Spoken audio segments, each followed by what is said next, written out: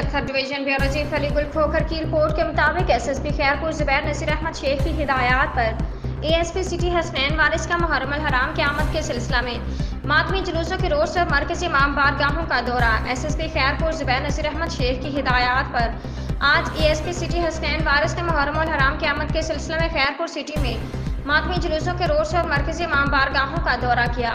ASP Khairpur city का कहना था कि तमाम दाखिली और खारजी रास्तों पर सख्त चेकिंग की जाएगी। तमाम छोटी बड़ी गाड़ियों को सख्ती से चेक किया जाएगा। तमाम आने जाने वाले अफराद को चेक किया जाएगा और मशकूक अफराद पर कड़ी नजर रखी जाएगी। मातमी जुलूस और मजालिस के गिरदनवाह में सीसीटीवी कैमराज और ड्रोन कैमरा से भी निगरानी की जाएगी। जुलूसों के दौरान इर्द गिर्द के तमाम दुकानों को बंद करवाया जाएगा ताकि कोई नाखुशगवार वाक़या पेश न आए। दौरान जुलूस गलियों को खारदार तारों से सील किया जाए और हर गली में पुलिस के जवानों को तैनात किया जाए।